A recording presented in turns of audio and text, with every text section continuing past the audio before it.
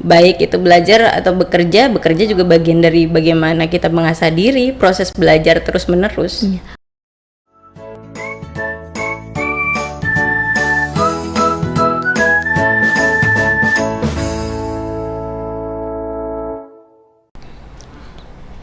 Assalamualaikum warahmatullahi wabarakatuh. Halo sahabat Senusantara, berjumpa lagi dengan saya Melia pada acara podcast Bawaslu Jakarta Barat. Pada podcast kali ini kita kehadiran seorang narasumber perempuan yang aktif sekali di dunia kepemiluan. Beliau adalah Ibu Fitriani atau yang akrab disapa dengan Ibu Fitri. Halo Bu Fitri. Halo Melia. Apa kabar Bu? Selamat siang Bu. Baik. Alhamdulillah ya Bu. Senang sekali kami bisa kehadiran Ibu di tengah-tengah kami. Sebelum memulai podcast, izinkan saya membacakan sedikit mengenai profil Ibu Fitri. Silakan Melia. Ibu Fitriani MPD yang biasa akrab disapa dengan Ibu Fitri merupakan koordinator Divisi Sumber Daya Manusia dan juga organisasi Bawaslu Jakarta Barat. Beliau lahir di Jakarta, mengenyam pendidikan pesantren sejak usia 10 tahun hingga lulus aliyah di Tamak Beras Jombang, Jawa Timur. Meraih gelar S1 dan S2 di Universitas Negeri Jakarta, beliau konsen pada isu pergerakan perempuan, buruh migran, dan juga pendidikan. Memulai karir di pendidikan inklusif sebagai guru homeschooling Kakseto, dilanjutkan dengan guru SMA Buddha Suci, kemudian beliau juga aktif sebagai dosen di Universitas Bhayangkara tahun 2005 sampai 2012. Pengalaman di bidang kepemiluan, beliau aktif menjadi pemantau KIP, kemudian dilanjutkan dengan Panwascam Cengkareng tahun 2017 saat pilkada ya Bu ya? Iya, betul. Dilanjutkan, beliau juga aktif di berbagai organisasi baik internal kampus maupun eksternal kampus. Di internal kampus, beliau menjabat sebagai Ketua Divisi SDM dan Organisasi BEM Jurusan Sejarah UNJ, kemudian beliau juga aktif menjadi Ketua Divisi Organisasi Forum Mahasiswa Pascasarjana UNJ, kemudian di eksternal kampus beliau aktif sebagai Ketua Organisasi dan Kajian PMII Universitas Negeri Jakarta, serta Ketua Divisi Pendidikan PB Kopri. Luar biasa sekali ya, banyak kegiatan yang sudah digeluti oleh Bu Fitri. Baik Bu, sedikit ya Bu, tadi kan Bu Fitri memang awalnya konsen di dunia pendidikan. Betul. Nah, bagaimana Bu ceritanya, ini bisa diceritakan kepada kami, awalnya bisa terjun di dunia kepemimpinan itu seperti apa tuh, latar belakangnya? Saya masih sedikit ya pengalamannya, karena umur pun masih sangat muda ya, 33 tahun, jadi sangat minim sekali pengalaman. Namun sedikit sharing ya Meli, review terkait dengan pengalaman baik itu karir sebelumnya dan hari ini berkecimpung di dunia kepemiluan. Titik pertama saya terjun di dunia kepemiluan sendiri berawal dari menjadi koordinator pemantau pemilu ya, itu KIP. Pada saat itu sebagai koordinator beberapa mahasiswa universitas di Jakarta. Kemudian ketika saya menjadi guru atau dosen juga melakukan sebagai koordinator pemantau pemilu juga. Pada saat itulah awal karir di mana saya berkecimpung di dunia kepemiluan Melia. Kemudian berikutnya adalah di tahun 2017 menjabat sebagai pengawas kecamatan atau yang disebut sebagai Panwascam ya. Itu awal pertama resmi sebagai pengawas ya di tingkat kecamatan dan hari ini menjadi Bawaslu. Saya rasa itu pengalaman yang sangat minim ya, karena memang sebelumnya menggeluti dunia pendidikan sebagai pendidik, baik itu sebagai guru di level SMP, SMA, hingga menjadi dosen di Universitas Bhayangkara seperti yang tadi sudah disebutkan oleh Meli. Iya, itu sedikit bagi Ibu tapi banyak bagi kami Bu, luar biasa sekali ya. Sama-sama memang belajar. Tidak bisa langsung instan ya Bu untuk menjadi seorang pengawas pemilu, butuh proses di dalamnya. Nah, berbicara soal keorganisasian Bawaslu nih Bu, Bawaslu sebagai lembaga pengawas pemilu punya sejarahnya. Nah, sejarah terbentuknya Bawaslu di tingkatan kota seperti apa sih Bu? Ya. Bawaslu mengawali dirinya dari yang tadinya ad hoc kemudian berubah Melia menjadi permanen, kemudian berubah menjadi badan itu di tanggal 15 Agustus 2018 Melia, di mana Bawaslu di tingkat kabupaten kota secara nasional dilantik. Jadi itulah awal pertama secara historikal Bawaslu dipermanenkan di tingkat kabupaten kota. Jadi kalau flashback belakang Melia, Bawaslu ini tidak serta-merta menjadi Bawaslu Melia. Sebelumnya dengan nama Panwaslu, sebelumnya lagi dengan nama Panwaslak gitu ya. Jadi kalau melihat runutan secara historikal, Bawaslu sendiri dilahirkan dari kandungan penyelenggara pemilu atau hari ini disebut sebagai KPU Melia gitu. Wah, jadi dari satu tubuh ya pengawasan itu pada saat itu dirasa bermakna penting untuk dilahirkan karena untuk menjawab persoalan-persoalan secara kontekstual, secara historikal. Proses pemilu kan sudah 12 kali ya Melia di Indonesia ini dilaksanakan pada masa Orde Lama, Orde Baru, dan pasca reformasi hingga sekarang ya Melia, 12 kali sampai yang terakhir di 2019 di pemilu serentak. Jadi Bawaslu bermetamorfosa gitu ya. Jadi kalau kilas balik mengapa Bawaslu atau pengawas pemilu sendiri dilahirkan, karena untuk menjawab kondisi kebutuhan pada saat itu banyaknya pelanggaran yang terjadi, manipulasi suara yang terjadi pada saat proses pungut hitung atau fase-fase atau tahapan-tahapan pemilu yang terjadi pada tiap tahapan pemilunya. Wah, gitu. Panjang juga ya Bu historikalnya. Memang yang namanya pengawas pemilu tugasnya adalah memastikan pemilu berjalan dengan baik, sesuai dengan asas demokrasi, jujur dan adil. Sedikit Bu, tadi kan bicara soal pelanggaran yang terjadi. Nah, pelanggaran terjadi itu kan tidak terlepas dari adanya sikap yang harus dimiliki oleh seorang pengawas pemilu. Salah satunya adalah keintegritasan. Nah, menurut Bu Fitri sendiri, apa sih Bu makna integritas bagi seorang pengawas pemilu? Ya, menjawab pertanyaan ini nih salah satu pertanyaan yang sulit sekali ya Melia, dan cukup berat sebenarnya, karena memang memaknai integritas sendiri tidak hanya sekedar konsep gitu atau di bibir saja gitu ya, mengucap bahwa seorang pengawas pemilu harus mempunyai integritas gitu ya. Tapi integritas mampu diwujudkan dalam semua aspek gitu, dalam tataran ucapan, tindakan, serta perbuatan, dan konsistensi antara ketiga aspek tersebut. Nah, yang paling penting adalah integritas ini ya dapat diwujudkan dan punya dampak yang positif pada masyarakat, bahwa di mana positioning sebagai pengawas pemilu mampu memberikan dampak positif atas integritasnya tadi gitu. Bagaimana mewujudkan pemilu yang sehat, bagaimana mewujudkan pemilu yang mempunyai keadilan gitu ya, kejujuran, tingkat kejujurannya terjaga, dan pemilu dapat bermanfaat untuk masyarakat untuk menjaga demokrasi yang sehat tentunya Melia, seperti itu. Wah, agak berat ya Bu ya, tapi bukan tidak mungkin untuk dilakukan ya Bu. Betul sekali. Sedikit Bu, kan Ibu sebagai pengawas pemilu perempuan satu-satunya di tingkat kota Jakarta Barat, sebagai seorang pemimpin perempuan, leadership perempuan nih, bagaimana sih Bu memaknai kepemimpinan seorang perempuan itu? Kita tidak bicara soal gender lagi ya, atau perbedaan antara laki-laki dan perempuan. Semua punya kesempatan yang sama, baik itu perempuan atau laki-laki, sebagai leader, sebagai seorang pemimpin, sebagai bagian dari sistem pengawasan. Ya tentu harus menggunakan seluruh energinya untuk bisa memastikan dirinya dengan melakukan kerja-kerja yang positif, kemudian yang inovatif, yang membangun, baik itu secara personal maupun keorganisasian Bawaslu sendiri sebagai organisasi pengawas pemilu.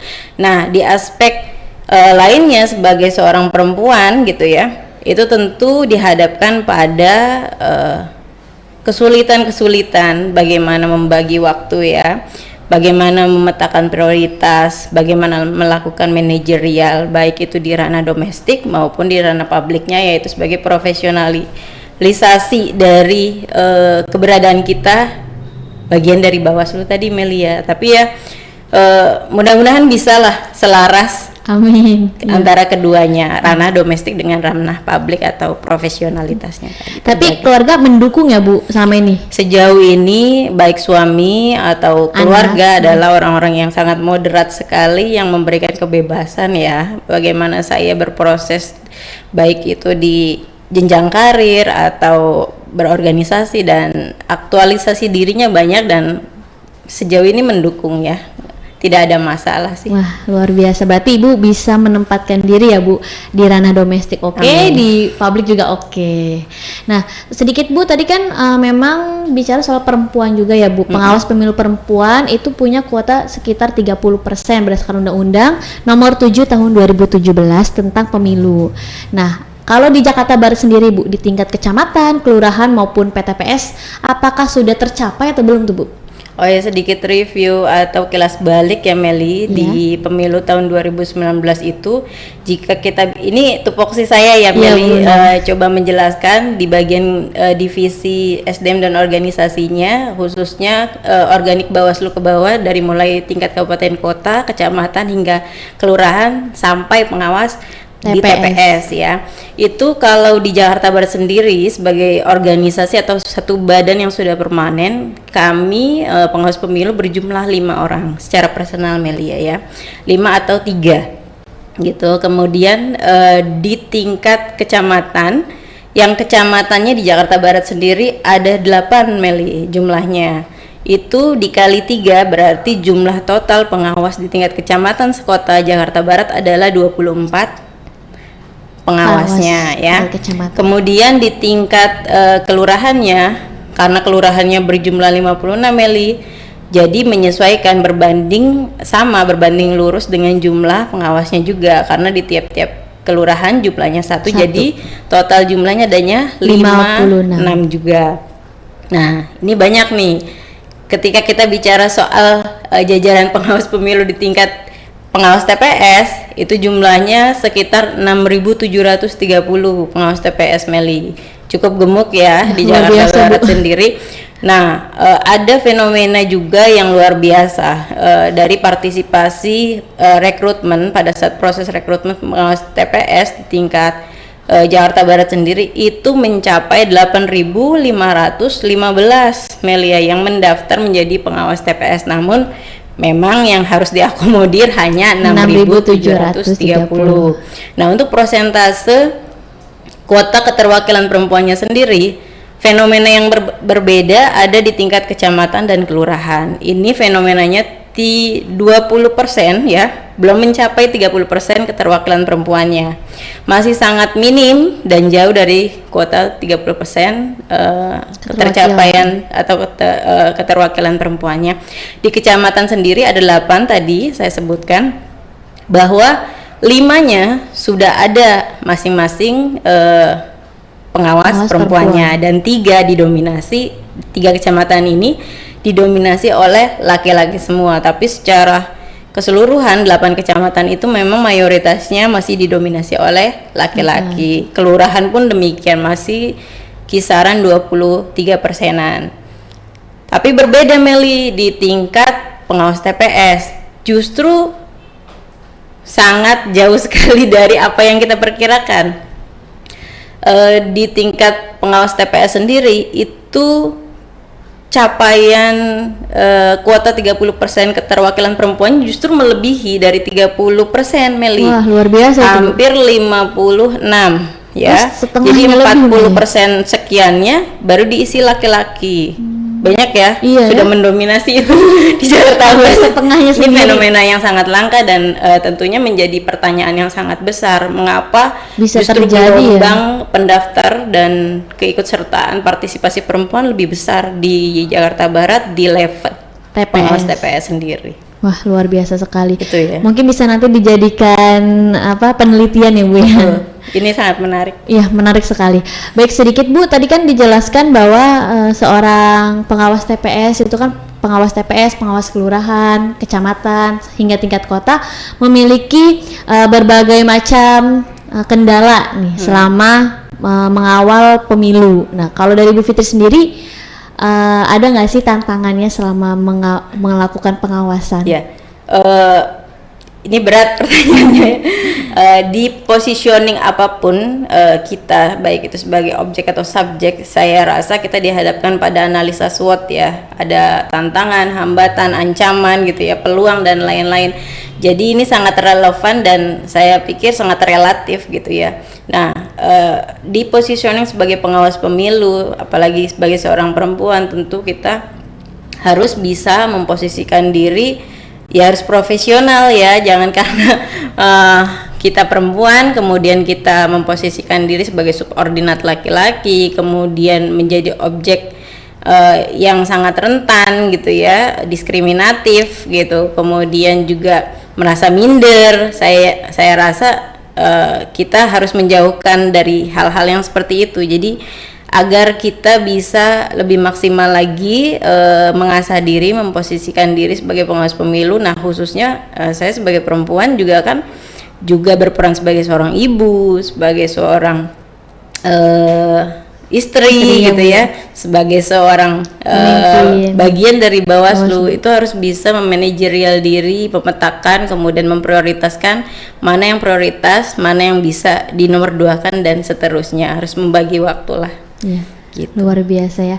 Kalau untuk terkait manajemen organisasi di tingkat Bawaslu nih Bu, pembagian divisinya itu seperti apa sih Bu? Bisa dijelaskan ke sahabat-sahabat semua? Ini bagian view organisasinya Emilia, bahwa mengikuti bagaimana Bawaslu dipermanenkan ini tentu menjadi tantangan. Bagaimana Bawaslu memposisikan dirinya untuk lebih rapi gitu ya dalam hal pembagian kerja tentunya. Nah, maka disinilah dibentuk untuk menguatkan pembagian fokus kerja tadi divisi gitu ya. Divisi di tingkat kabupaten kota sendiri di Bawaslu dibagi menjadi 5 Melia.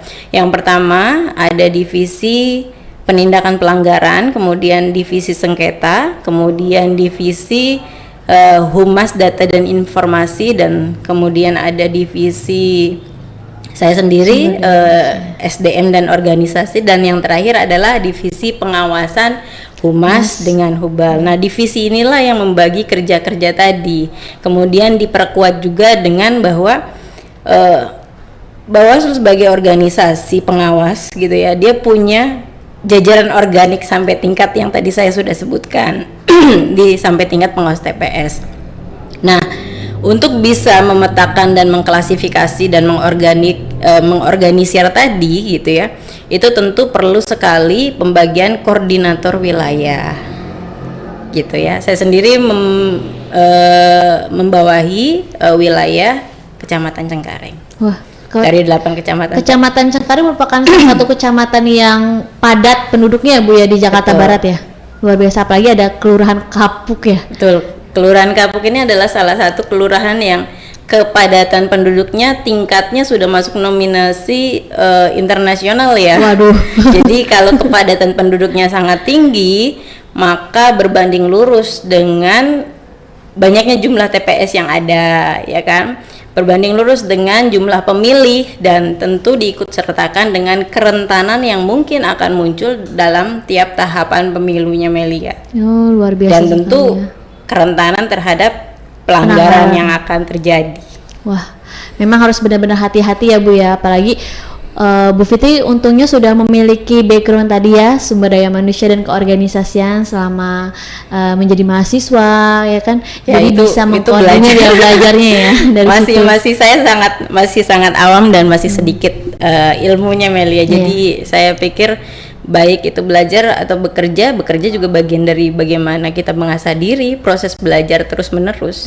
Mencari pengalaman ya Bu ya. Karena definisi belajar kan merubah kondisi dari tahu menjadi lebih tahu, lebih tahu menjadi lebih tahu lagi. Wah, luar biasa, keren. Oh ya Bu, sedikit nih mungkin masyarakat sekitar bertanya-tanya, selama masa pandemi COVID-19 ini, apa sih yang dilakukan oleh Bawaslu Jakarta Barat? Karena kan kita tidak bisa melakukan pengawasan yang sifatnya itu menyebabkan kerumunan orang. Nah, itu seperti apa Bu, program-program dari Bawaslu Jakarta Barat? Wah, ini sangat menarik ya pertanyaannya, untuk mengulas dan bagaimana kita sebagai Bawaslu menjelaskan ada beberapa program yang bisa menjawab tantangan pandemi hari ini Melia. Nah, Bawaslu Jakarta Barat sendiri meningkatkan kinerjanya tentu pada masa pandemi ini dihadapkan pada kondisi yang sangat berbeda ya Melia. Yang pertama, yang keduanya karena tidak ada tahapan pemilu gitu ya. Kita kan tidak Ya, benar. tidak ada pilkada, Tidak ada pilkada, maka tidak jangan ada. sampai kita tidak melakukan kinerja yang sifatnya produktif dan berinovasi karena menjawab tantangan zaman kan harus terus Selalu berinovasi. berinovasi. Nah, banyak programnya Melia. Program kita klasifikasi menjadi dua. Yang pertama, program berbasis anggaran dengan program non anggaran. Nah, tentu keduanya ini punya tujuan yang sama Melia. Kalau kita lihat dari Undang-Undang 7 2017, Bawaslu sendiri kan punya kewajiban, kemudian dan tugas, fungsi, ya. kewenangan ya Melia. Nah, di dalam salah satu kewajiban Bawaslu, selain bersikap adil dan tidak diskriminatif, Bawaslu juga melakukan pengembangan pengawasan partisipatif Melia. Maka dari itulah macam-macam atau beberapa program yang hari ini menjawab tantangan zaman ya harus disesuaikan dengan tujuan pengembangan tadi, pengawasan partisipatif. Salah satunya adalah ini yang berbasis non anggaran ya Melia. Ada yang disebut dengan Ngopi Bawaslu. Ngopi Bawaslu ini adalah salah satu program yang secara periodik kita laksanakan sebulan sekali dalam forum Zoom meeting ya, Virtual yang Bu? virtual yang dimana di dalamnya membahas beberapa materi yang berkaitan dengan pengawasan, penindakan dan pengawasan partisipatif, kemudian pemilu dan lain-lain lah. Dari situlah mungkin bisa menyertakan beberapa unsur masyarakat, dan tentu konten-konten yang disajikan oleh Bawaslu itu kaitannya dengan tujuan tadi Melia. Nah, selain itu juga salah satunya ada podcast yang hari ini yang juga banyak mereview kemudian menggali tentang beberapa materi-materi seputar Bawaslu dan pengawasan pemilunya. Dan lainnya ada juga beberapa kegiatan-kegiatan sifatnya internal ya, dan koordinasi dengan stakeholder, dengan kelembagaan dan hubungan antar lembaga lainnya di luar Bawaslu. Nah, kemudian yang saya belum jelaskan terkait dengan tadi ya kegiatan berbasis anggaran. Kegiatan berbasis anggaran ini selalu ada ya Melia di setiap tahunnya karena memang sudah dianggarkan, sudah direncanakan. Nah, pada saat adanya tahapan pemilu di tahun 2019 kita melakukan bimbingan teknik kepada partai politik, kemudian sosialisasi pemilu dan pengawasan partisipatif juga dilakukan, tentunya menyertakan para unsur masyarakat dan beberapa stakeholder yang terkait dengan kepemiluan dan kepengawasan. Itu tujuannya. Wah, luar biasa sekali. Meskipun di tengah pandemi, Bawaslu Jakarta Barat tetap melakukan program-program yang sifatnya menginspirasi ya Bu ya. Ya, dan mengedukasi. Dan mengedukasi tentunya tentang pemilu. Baik Bu, terakhir nih Bu. Apa tuh? Terakhir, sebagai koordinator divisi SDM dan juga organisasi, menurut Bu Fitri apa sih harapan dari Ibu untuk organisasi Bawaslu ke depannya? Ya. Lembaga Bawaslu tentunya harapan adalah cambuk kita untuk jauh lebih baik ya Meli, untuk kita terus berinovasi, berkreasi, berusaha jauh lebih baik untuk meningkatkan kinerja. Harapan saya secara pribadi ya, menjadi bagian dari Bawaslu adalah Bawaslu secara keorganisasian dan baik itu komponen-komponen di dalamnya mampu sinergi untuk memajukan lembaga ini sebagai pengawas pemilu yang berintegritas, yang mampu diterima oleh publik gitu keberadaannya. Karena ingat, Bawaslu adalah lembaga publik yang manfaat dan kerjanya mampu dirasakan oleh publik Melia. Oleh masyarakat luas ya Bu ya. Betul. Wah, luar biasa sekali. Semoga itu menjadi harapan kita juga bersama ya Bu. Mungkin nanti sahabat-sahabat Bawaslu yang ingin menjadi seorang pengawas pemilu baik di tingkat TPS, kelurahan maupun kecamatan di wilayah Jakarta Barat, tetap bisa mengikuti berbagai kegiatan kami secara virtual. Nah, baik, terima kasih Bu Fitri atas sharing-sharingnya yang sangat bermanfaat. Terima kasih banyak. Semoga Bu Fitri selalu diberikan kesehatan dan juga kelancaran. Apalagi sekarang Bu Fitri juga kan sedang mengandung buah hatinya tercinta. Anak ketiga, wah luar biasa. Baik sahabat Bawaslu dimanapun Anda berada, kita sudah sampai di akhir sesi podcast pada kesempatan kali ini. Terima kasih sudah menyaksikan podcast Bawaslu Jakarta Barat. Jangan lupa untuk follow sosial media Bawaslu Jakarta Barat. Baik, saya mohon undur diri. Wassalamualaikum warahmatullahi wabarakatuh.